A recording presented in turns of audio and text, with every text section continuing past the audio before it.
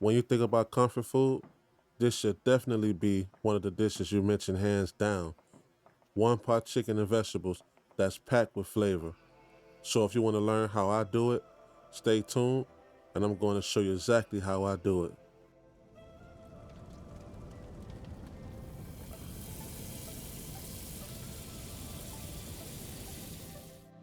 All right, here's what we have for this meal. We have the main star of the show, and that's the chicken thighs. We washed and cleaned them, patted dry, and put them in a bowl to marinate. And the vegetables we are using are red potatoes, carrots, onions, and celery. I already washed and cleaned them as you can see, but I'm going to cut them on camera for the sake of time after I marinate the chicken thighs. We're going to allow them to marinate for about an hour or so, or overnight, and after that, we will get to the searing process. Okay, let's marinate this chicken. We're going to start with olive oil. I'm using light olive oil right now because that's what I have at the moment, but you can use whichever oil you like. Then we're going to use our seasoning blend, which will be in the recipe below. Season them as heavy as you want, and after, we're going to add garlic paste. This brand you can find at your local grocery store, but any garlic paste will work for the most part. We're going to add about a tablespoon of garlic and massage into the chicken before we allow it to marinate. After 1 hour, we're going to get our cast iron skillet hot and ready for the searing process.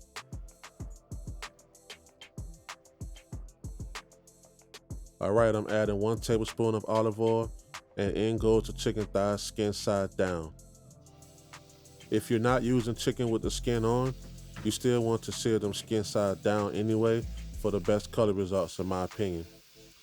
For this size skillet, I was able to fit 6 large thighs at first, but once they started to shrink, I was able to add 2 more. Alright, let's cook these for about 5 minutes on each side or until golden brown. We're not trying to cook them fully right now. We will finish them in the oven later.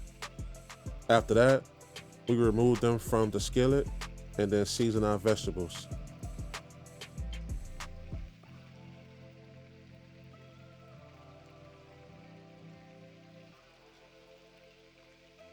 Okay, here's what they look like close up. Pretty simple. Seared chicken, nothing major, but full of flavor. Let's move on to the next step. Okay, time to get these vegetables going. We're going to start just like we did with the chicken, with 1 tablespoon of olive oil. Next, add 1 tablespoon of garlic paste, and then season them to your liking. Again, the full ingredients are in the description below.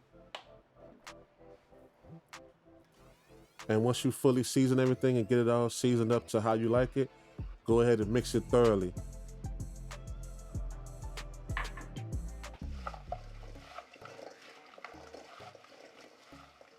Okay, go ahead and lay the vegetables down right on top of the drippings from the chicken we seared earlier. And then lay the chicken thighs right on top of the vegetables. Then we're going to cover it with foil and let it bake for about 20 minutes or so. Then after that, we're going to uncover it, bake the rest for about 20 more minutes or until golden brown and the chicken reaches 165 degrees and veggies are tender. It should take about 40 minutes to an hour, depending on your oven.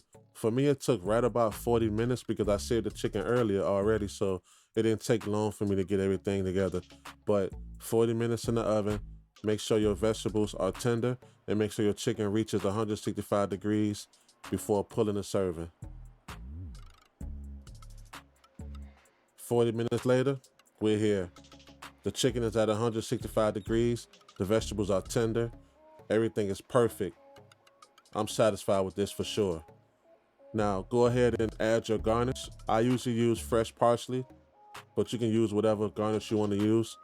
But for the most part, this is it.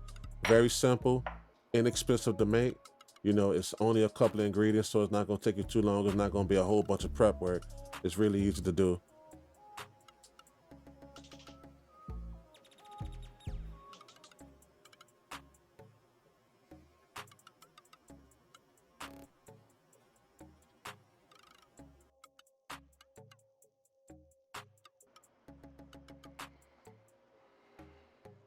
All right, let's go. Let's dig into this and show you how I cut this chicken with a butter knife.